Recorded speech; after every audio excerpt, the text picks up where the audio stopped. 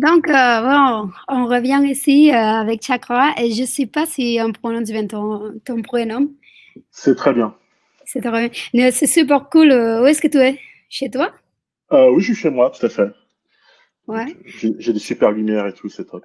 Ouais, c'est top la lumière là-bas. Bon, on va commencer avec toi et j'espère qu'il y a beaucoup d'audience et que tu as pas mal de questions. Ah bon, apparemment il faut que je parle hongarien, mais on va dire que Palinka, ça c'est le mot que j'ai pu dire en hongarien. Bonne chance et on se Merci revoit beaucoup. à toutes. Au revoir. À tout à l'heure. Bonjour tout le monde. Donc, bienvenue à ce talk sur le swarming. Je me présente, je suis Chakra Chak. Donc, je suis actuellement engineering manager au Bon Coin. Donc, j'ai commencé en tant que développeur back-office, puis back-end chez Mappy. Ensuite, je suis devenu manager là-bas et c'est là où j'ai appris aussi tout ce qui était agile. J'ai eu une formation là-bas. J'ai commencé en tant que Scrum Master. Après, je suis parti dans des startups pour faire du coaching agile c'est là où j'ai appris dans la vraie vie, quoi. Voilà. Donc ensuite, mon arrivée chez Le Bon Coin m'a permis d'expérimenter pas mal de choses de ce côté-là. Je me considère comme ce que j'appelle un agile évangéliste. Le plan du talk est le suivant. Je vais d'abord parler de l'organisation de PNT pour vous donner un peu le contexte dans lequel on évolue au Bon Coin. Je vais présenter aussi le cas réel, donc ce qui est vraiment arrivé avec mon équipe et ce qu'on a essayé de régler comme problématique. Ensuite, une des réponses à cette problématique qu'on a essayé, et c'est tout le propos de ce talk, c'est faire un retour d'expérience sur le swarming. PNT, qu'est-ce que c'est? Donc en fait, PNT, c'est-à-dire Product and Tech. C'est l'organisation qui s'occupe de développer, de concevoir leboncoin.fr.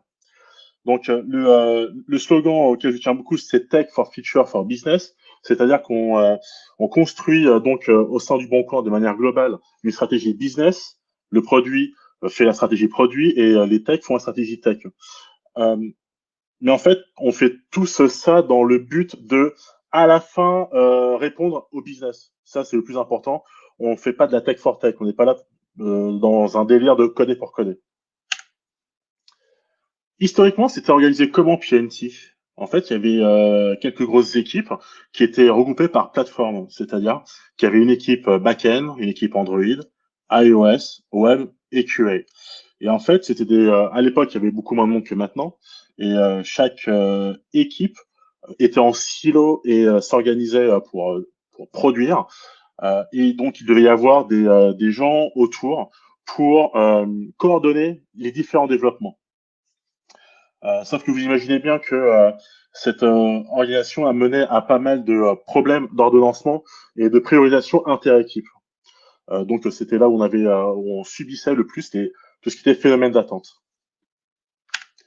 Pour répondre à ça, on a construit justement les feature teams. Donc c'est l'organisation dans laquelle on est actuellement. Les feature teams, son objectif, c'est quoi? C'est de pouvoir être autonome sur les déploiements. C'est-à-dire que quand on fait un développement, c'est ne pas être bloqué par un chapter à côté. Donc en fait, on va regrouper les compétences euh, dans une même équipe afin de pouvoir délivrer mieux. Mais l'objectif premier des feature teams est de pouvoir déployer de manière autonome un développement, c'est-à-dire une feature. Okay. Donc les exemples qu'il y a actuellement en tant que feature team sont par exemple dépôt, search, identité, contact, paiement. Historiquement, il y avait concrétisation et compagnie. Je vais revenir dessus plus tard. Mais merci Guillaume. Voilà, toutes ces équipes en fait sont silotées pour déployer le plus facilement possible. Okay. Malgré tout, toutes ces équipes ont chacune un périmètre fonctionnel défini et comme vous imaginez bien, c'est impossible de découper le fonctionnel donc dans chaque paramètre qui soit complètement imperméable d'une équipe à l'autre. Donc en fait, on a forcément des zones grises et forcément des phénomènes d'attente. Ce qu'on a constaté justement par rapport à ces phénomènes d'attente, c'est que ça arrive évidemment que qu'on ait des dépendances d'une équipe avec l'autre, indépendamment des zones grises en fait. Donc en fait, c'est là où on se retrouve généralement à, euh, à avoir une confrontation qui nous pénalise, mais qui est systémique, qui est les dépendances versus le business. En fait, ça veut dire quoi? C'est-à-dire que le découpage des équipes ne matche pas avec la stratégie business ou pour comment dire, pour optimiser en fait la livraison de cette stratégie business. Donc en fait là on se tape une confrontation qui est l'attente versus le time to market. On veut délivrer plus, on veut délivrer vite et bien afin de se faire plus de thunes, mais on n'est pas organisé pour. Donc c'est là qu'on a essayé de répondre avec donc le futur de l'organisation qui s'empreint de verticalisation. Qu'est-ce que ça veut dire? Autant les feature teams, l'objectif c'était quoi? C'était de d'être autonome sur les déploiements. Là, sur la verticalisation, c'est une verticalisation marché. Donc l'objectif est d'être autonome sur son marché, sur son vecteur monétaire en fait, ok, son vecteur de monétisation plutôt. C'est pouvoir être libre de choisir, de décider comme on veut et de pouvoir avancer sans heurts. Maintenant, cette verticalisation, a besoin d'une chose qui est essentielle, c'est la plateformisation, c'est-à-dire d'avoir des équipes componentes sur lesquelles on peut se reposer et qui seront réutilisables à travers les différentes verticales. Donc, par exemple, des verticales marché, qu'est-ce qu'il va y avoir? Il va y avoir bien de consommation, il va y avoir véhicules d'occasion, il va y avoir emploi, il va y avoir vacances, j'en passe, il va y en avoir d'autres au fur et à mesure du temps qui arrive, évidemment. Au niveau des componentes, qu'est-ce qu'il va y avoir? Il va y avoir dépôt, il va y avoir AdView, AdView, c'est la fiche annonce en fait, d'accord. Et en fait, ça paraît naturel de se dire que chaque marché, chaque univers puisse avoir une expérience spécifique à sa verticale. On a aussi des briques, des composants qui sont plus techniques, enfin comme identité, qui gère tout ce qui est l'identité en fait, enfin à ne pas confondre avec l'authentification, et le paiement et j'en passe. Maintenant que vous avez le contexte de PNT, je vais vous présenter le cas réel que j'ai eu avec mon équipe. Donc mon équipe, c'est la verticale véhicule d'occasion. Et ce qu'on devait faire, c'était lancer le paiement entre particuliers. On a besoin de qui pour faire ça? Donc on a évidemment besoin de la verticale véhicule d'occasion. Et on a besoin d'une autre équipe plateforme, une équipe composante qui est paiement. Okay. Donc ça, c'est les deux équipes qui sont utiles pour livrer cette feature. En faisant un déroulement classique, donc avec chaque équipe qui développe dans son coin, avec un ordonnement transverse avec les PO qui se parlent entre eux, et un développement en cascade, on estime le délai à 5 mois. Ok. Donc là, bon, c'est une estimation, ça c'est une estimation.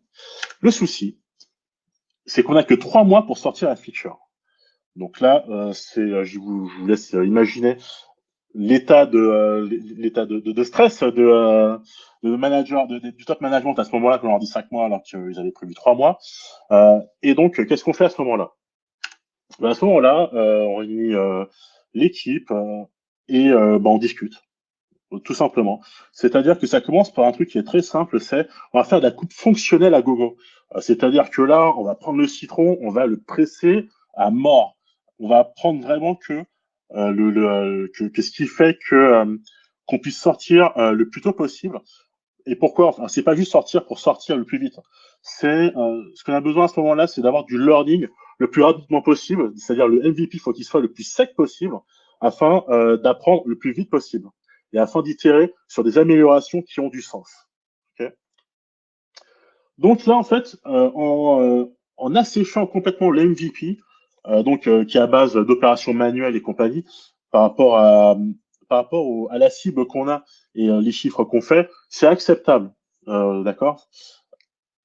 Et ben on arrive à faire une estimation qui tombe à 3 mois. Donc là, c'est cool. Suite à une discussion qui est donc sur la coupe fonctionnelle. Donc attention, c'est pas une coupe technique ou une coupe sur la qualité. Là, on est vraiment sur quelque chose qui a du sens.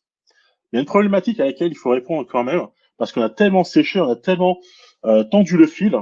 C'est une problématique qui est comment est-ce qu'on sécurise le développement, en fait, le delivery.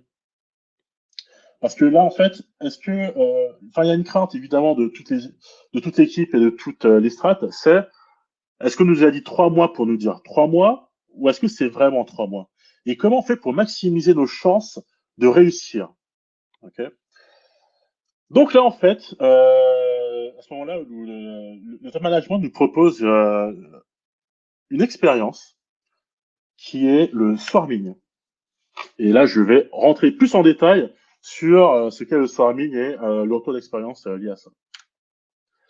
Le swarming, en fait, ça vient d'où? Alors, déjà, classiquement, une équipe, quelle qu'elle soit agile ou pas, généralement, chaque personne dans l'équipe va se concentrer sur ce qu'elle sait déjà faire. Par exemple, un web va faire du web, un, euh, un mobile va faire du mobile, et un back va faire du back, et la QA va faire la QA. Ok. Et en fait, si on amène de l'agile swarming au sein d'une équipe, ça va faire quoi? Ça veut dire que, en fait, alors c'est lié aussi au T-shaping, au fait que les gens qui ont une compétence principale sont ouverts à aller vers d'autres compétences annexes. Ils ne sont pas spécialistes, mais en tout cas, ils sont ouverts à ça. D'accord? Qu'est-ce qu'on observe à ce moment-là? C'est-à-dire que les gens vont céder plus parce qu'ils vont enfin, c'est-à-dire quoi? Pardon, excusez-moi. La priorité ne va pas être d'occuper les gens, ça va être d'établir une stratégie pour délivrer le backlog le plus possible. D'accord? Donc, c'est-à-dire, on va regarder les items les plus prioritaires et en tant qu'équipe, on va voir comment arriver à délivrer ce qui est le plus prioritaire en premier, tout simplement. Et ça, c'est une discussion d'équipe par rapport à ça. Donc, la list farming, c'est vraiment ça. C'est-à-dire quoi? C'est les gens, enfin, une équipe, on les prend pas de manière indépendante, va se, euh, va se mobiliser pour délivrer ensemble. OK.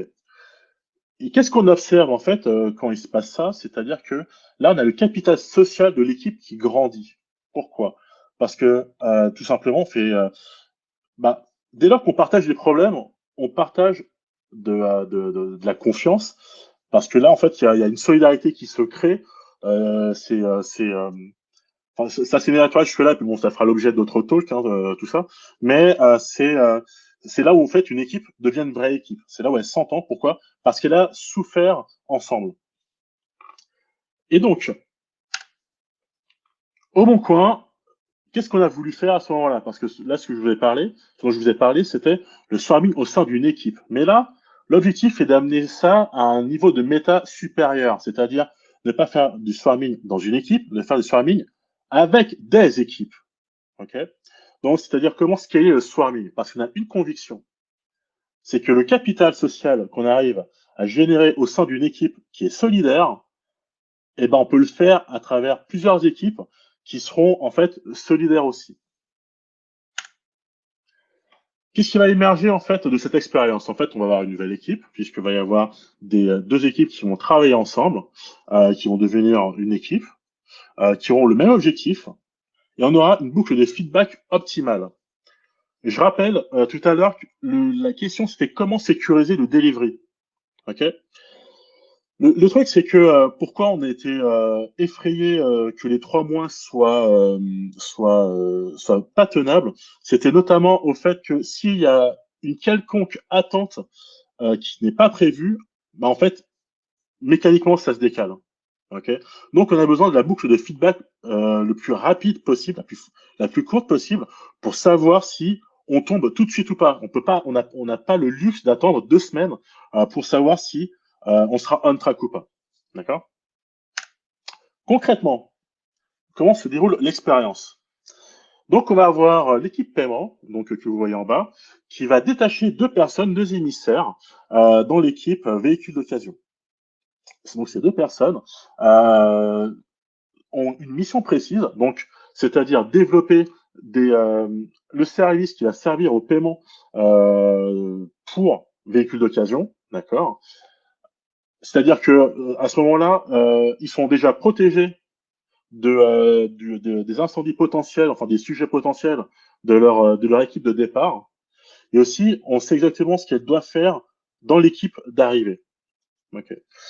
Et une date de sortie.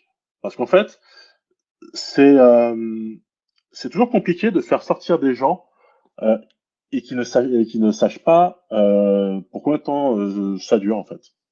Donc il faut déterminer ça avant, parce que cette expérience qui peut être soit bonne, soit mauvaise, on puisse déjà enlever tout ce qui est flou par rapport à ça, et ça c'est facile à voir ensemble. Donc pendant l'expérience de swarming, on a rajouté des rituels, on a rajouté des gestes pour que ça se passe bien. C'est-à-dire qu'on a rajouté des points de synchro swarming. Alors qu'est-ce que c'est? C'est un geste nouveau pour nous et on a besoin de rétro aussi sur le fonctionnement du swarming. Okay, donc c'est là où on a réuni les deux équipes ensemble avec les gens qui s'occupaient, qui géraient l'expérience même du swarming afin de discuter de, par exemple, du process de décision. Parce que mine de rien, la chose dont chez véhicules d'occasion dont on avait besoin et qui vient de chez paiement appartient à paiement.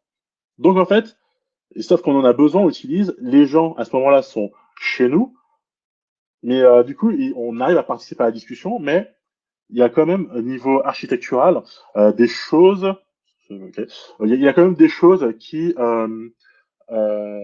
faut voir pendant l'expérience. Okay. Ensuite, on a rajouté des review tech côté paiement. Donc, comme je le disais, les émissaires de paiement qui sont chez Véhicules d'Occasion à ce moment-là enrichissent le périmètre technique de paiement. Ils sont en train de construire des services qui appartiennent qui sont dans l'ownership de paiement. Donc en fait, il faut que paiement puisse aussi avoir des reviews régulières sur en fait ce qui se passe chez eux.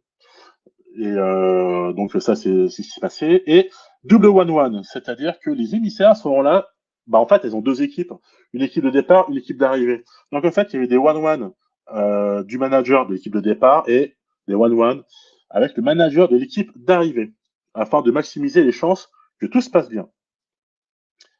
Donc, avec tout ce qu'on a essayé, tous les gestes qu'on a rajoutés, le résultat, c'était quoi? Eh ben, on a réussi. On a réussi à tenir ces 3 mois. On a réussi, au fur et à mesure des discussions, de savoir cuter quand ça commençait à décaler dans le temps ou quoi. Et c'était grisant, c'était motivant, parce que là, on a réussi quelque chose qui était difficile et dans des bonnes conditions.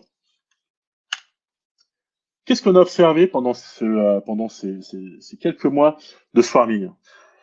Donc déjà, on a deux équipes qui ont du sens partagé. Parce que là, en fait, on comprend complètement pourquoi, du côté plateforme, c'est-à-dire comment vont être utilisés nos services, et côté aussi vertical, ok, quelles sont les problématiques de la composante? Parce qu'en fait, souvent, l'empathie, quand on est dans une équipe, n'est pas forcément présente envers une autre équipe. Ça arrive, c'est normal, c'est la vie. Et donc là, ce swarming a permis justement de construire de l'empathie et donc d'avoir du sens partagé. Ensuite, les deux équipes ont co-construit la solution. Et ça, c'est hyper important parce que il y a un principe qui est important, c'est quelles sont les idées que les gens préfèrent, les leurs.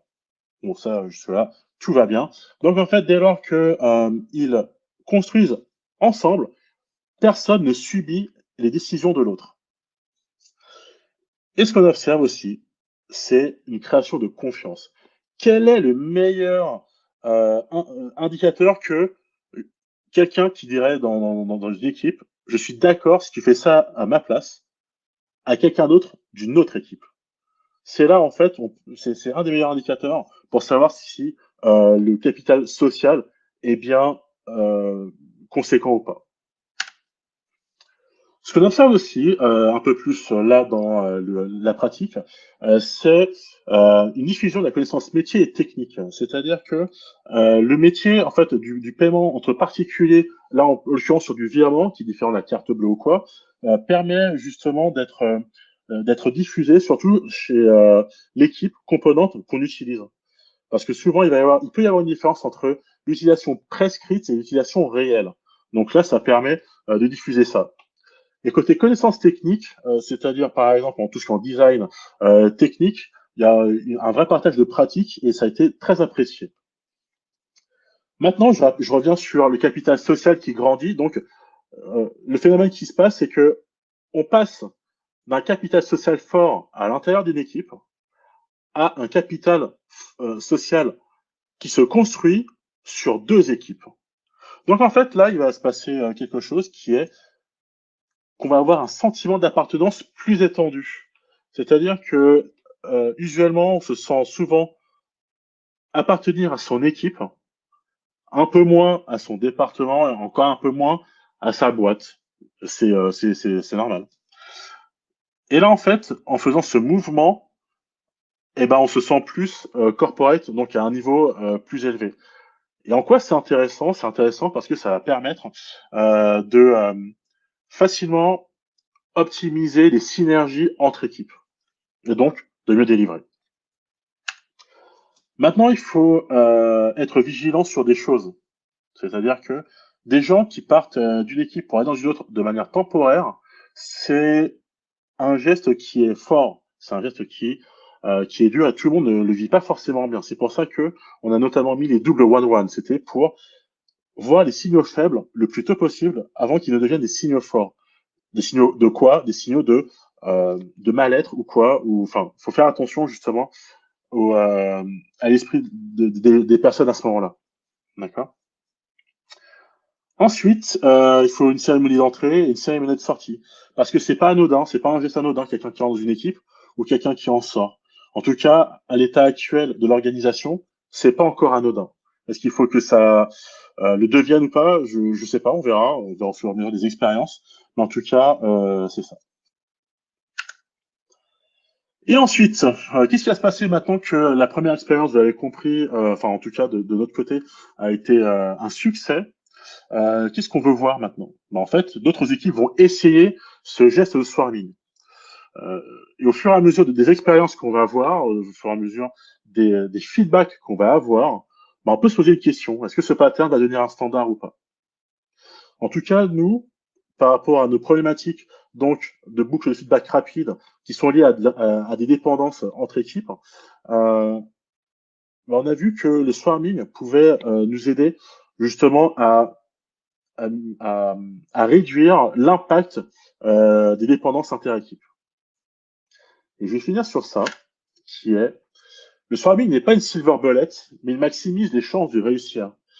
Alors qu'est-ce que je veux dire par là? C'est-à-dire que c'est pas parce que vous allez faire du swarming que forcément tout va bien se passer. Là, moi, j'ai eu de la chance, tout s'est bien passé, les gens étaient motivés et ils ont compris tout ce qu'il y avait à comprendre. Mais en fait, c'est pas automatique. C'est pas, il y a un problème, ok, on va faire du farming. Non, le farming il est là pour amener des questions, il n'est pas là pour amener des réponses. Ok, donc en fait, c'est pour ça que je dis qu'il maximise les chances de réussir. Je vous remercie de m'avoir écouté et c'est le moment des questions et des feedbacks. Voilà, donc vous pouvez scanner et tout. Ouais, super, bravo, Chakra. On va voir si on a des questions. On a un, en fait, c'est une question de roman et il disait que c'est super intéressant la réflexe par rapport à la date de sortie. Sur quelle base est-elle calculée, anticipée ou décidée? Ouais.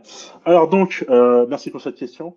En fait, la date de sortie à la base, elle était fixée à, au bout des 3 mois, les personnes sortent. C'était pas si évident. Pourquoi? Parce que je vous rappelle qu'on a fait des cuts super secs sur le fonctionnel, ce qui a créé en fait de la dette fonctionnelle. Donc on a rallongé le swarming. À ce moment-là, on s'est posé une question, c'est est-ce qu'on continue le swarming ou pas? Et en fait, la réponse a été oui. Pourquoi? Justement pour optimiser, parce qu'on avait encore besoin à ce moment-là. Donc en fait, il y a eu deux fins. Il y en a eu une, il y a eu une vraie fin à la fin du projet. Et ensuite, on s'est posé la question, OK, maintenant, comment on fait pour éponger la dette fonctionnelle? C'est pareil, on va le faire ensemble, ce sera beaucoup plus facile. Et donc, les personnes sont restées, enfin, la personne, parce que du coup, il n'y en a eu qu'une, est restée 3 mois de plus. Et là, pour le coup, on a fait un hard stop, c'est-à-dire, OK, quel que soit l'état de la dette, on va arrêter au bout des 3 mois. Parce qu'en fait, à ce moment-là, si elle reste plus longtemps, la problématique n'est plus sur swarming ou pas swarming, elle est réellement du coup sur est-ce que le périmètre fonctionnel de l'équipe est bon ou pas. Super. Il y a pas une autre question, mais il y a un commentaire ici. C'est très vrai. L'attachement social, l'attachement corporate, souvent, tu vois. Ouais. Ouais, c'est vrai que souvent, bah, c'est simple, on se sent plus proche des gens avec qui on partage un quotidien. Et pourtant, au Bon Coin, on a quand même un attachement corporate qui est assez fort. Parce que justement, le top management arrive à faire des choses qui font qu'on se sent le Bon Coin, et je trouve avec succès. Mais c'est évident que tout le monde va se sentir forcément plus proche de son équipe. Et tant mieux d'ailleurs. Enfin, tant mieux. Heureusement d'ailleurs. Super. Donc, Romain, qui te remercie. C'est moi. Si tu veux, on peut attendre peut-être une minute plus Ça marche, pour, ok. pour l'expression, c'est lien à con. Et nous, on peut se retrouver aussi dans l'autre link, l'autre streaming, où il y aura Wilfred qui va nous parler aussi euh, sur, la, sur la bienveillance au travail. So, super présentation. Merci. Je vous invite à regarder le talk de Will. Je Ouais. suis sûr que ce sera super, hein. Ouais, ouais, je pense ça. Donc, si vous voulez, on fait ici un peu de farewell pour ça, c'est la dernière talk pour cette track. Et donc, please, envoyez-nous vos feedback et tout. Et on se revoit dans l'autre YouTube. Allez, merci. À tout. Merci beaucoup. À tout.